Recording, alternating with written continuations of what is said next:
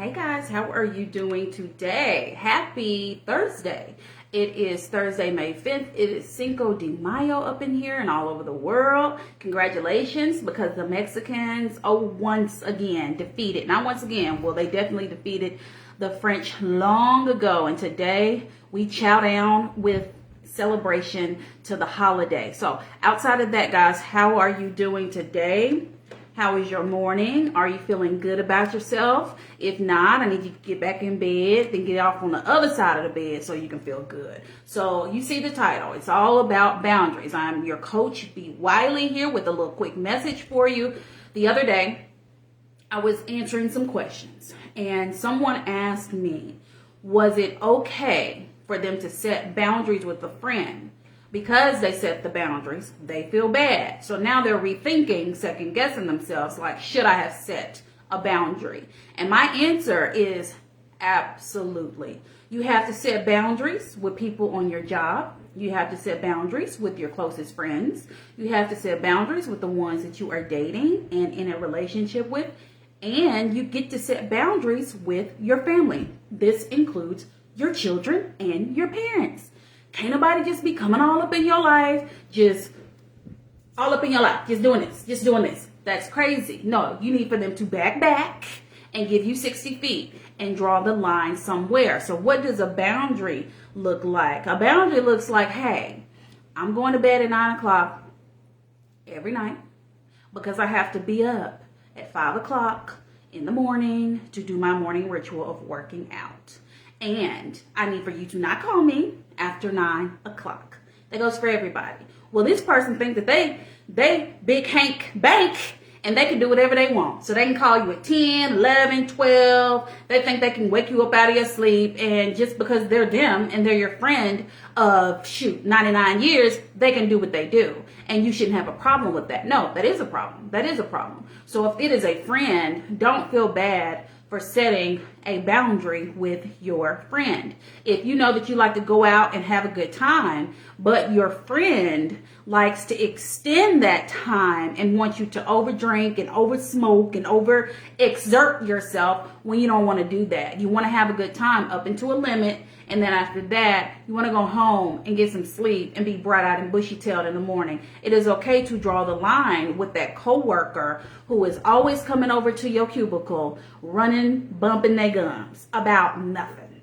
And a lot of the times it could be about nothing. It could be about their personal issues. It could be about Paul over in the other cubicle. But whatever it is, they don't have the right to come into your cubicle every day at 12 o'clock on your lunch break to bust in on your salad to talk about a bunch of nothing that you don't need to hear at that time. It is okay for them to vent, sure, but not every day on your lunch break. That is a boundary. It is also good to set a boundary with your children.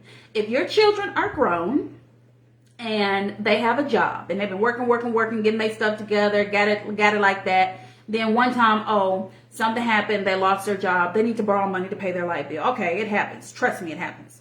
And then a few months later, they back working now. They back working. A few months later, they ran out of gas in the car, so they call you to fill up their tank.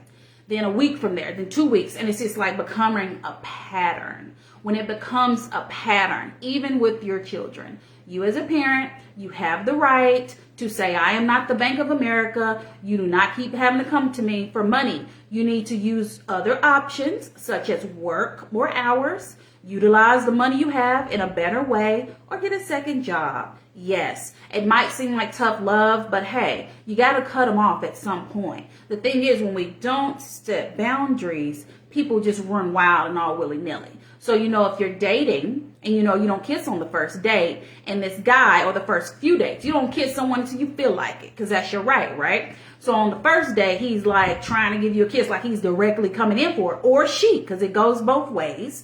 Or if she is coming in for it, you got to do this. You got to dip and dodge. Like, do not let nobody just come into your personal space. Set that boundary. I've literally had to do that before. And someone's done it to me.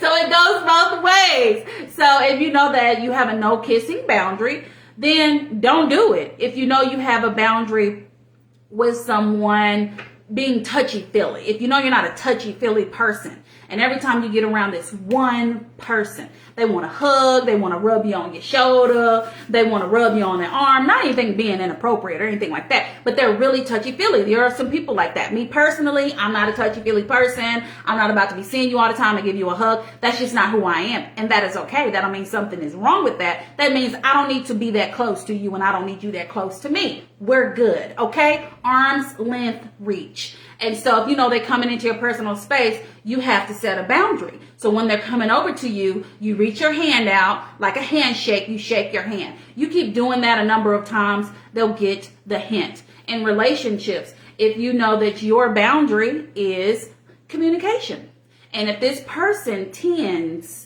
to be a non-communicator, then you have to sit down with that person. Well, number one, you shouldn't even be with them because that should have been something you should have figured out while y'all dating. But anyway, so you looked over it, we moving past. Let's say they went from a communicator and now all of a sudden they're not really communicating. So there we go. So now you're in your good old happy relationship and they get off work at 4:35 every day. However, they don't get home till 7:35. Like we're like your work is like 15 minutes away. Like where have you been? And all they've been doing is after work, they've been going over to the library because they're writing a book. They've been writing a book. They've been reading up on how to self-publish a book. And they've been doing that after work every day. And you didn't even know because you didn't even know there was a low-key author. But they didn't communicate that. So all they have to do, that's your boundary. So you address it and say, hey, I've noticed it's taking you a few hours to get home from work. And they'll be like, oh, I'm sorry. I should have told you. I'm at the library after work every day writing this book. I really want to get it out by summer. And you know what? I should have communicated to you, but I just didn't really think about it. But now I know. Got it. The thing about boundaries is it's where your line is. And you can't complain about someone stepping over the line when there is no line to begin with. So think about your work relationships. Think about your relationships with your family. Think about your relationships with your best of friends, and just think about your relationships with the strangers in the street. If you don't set boundaries, you can't get mad when someone is all over the place and in your personal space and being a little disrespectful, low-key disrespectful. No. And setting boundaries doesn't mean you got to be rude, crude, cuss nobody out. Absolutely not. You already know, guys, there's a way to address things. If they're doing something that is not right, that is outside of your boundary, then you say something. You set your boundaries up front. And if somebody thinks that they don't have to listen to the rules, then you go back and you say, hey, and you address their mess. And then if they think they're who they are and they can just do what they want to do because either they don't respect you, they don't take you serious, or they just don't care, then that's your job to distance yourself from this person. And then eventually, if they keep up the behavior, no longer have that person be a part of your life. Boundaries are everything. And me personally, boundaries are my thing. And like, you're not going to be disrespectful to me or my boundaries. I used to be a person that did not have no boundaries at all until I got my mind right. And now I do. And now that I do, either you can step up or you can step off. Either way, I'm good. So think of it that way. Have that kind of mindset. When you set your boundaries up front, you're gentle, you're kind, you're leading with love. And then if they decide that they're going to overstep some boundaries or whatever because they don't know what they don't know, at the end of the day, you can't penalize somebody for not knowing anything. And you cannot penalize for someone for not, because people are mind readers, okay? So you want to set the boundaries. And after that, remember, number 2, they go over that boundary. You address it. And let me be clear on this. Once you address something, you don't go back after they cross that boundary and readdress it again. No. You give them consequences, because then if you keep addressing it, you ain't doing nothing but bumping your gums, and you're wasting your own time. I know plenty of people that talk to me all the time, and they say, well, this person does this, and then I'll address it, and then nothing changes, and then I'll go back and address it, and now they're literally addressing the same boundary issue every day. I need for more of us to stop all that talking and start acting. So if you know that you got all this big talk, I need you to shut. I need for you to do more of this and less of this, okay? Because people believe your actions. They rarely believe what's coming out of your mouth. All right, guys, so it's Coach B. Wiley here, and I just wanted to give you a quick video today. If you like this video, feel free to give it as many thumbs up as you like. Feel free to share it if that's what you feel the need to do. Outside of that, I got to sneeze. If you're looking for me in other social media, I'm Coach B Wiley. Instagram, not I'm Coach B Wiley. It's simply Coach B Wiley on Instagram, YouTube, Facebook, Twitter, TikTok. I'm gonna put this video up on YouTube too. Hey, there's my mother. Hey, y'all, say hey to my mother. She was watching. Share this video, girlfriend. All right, guys. I'll talk to you later.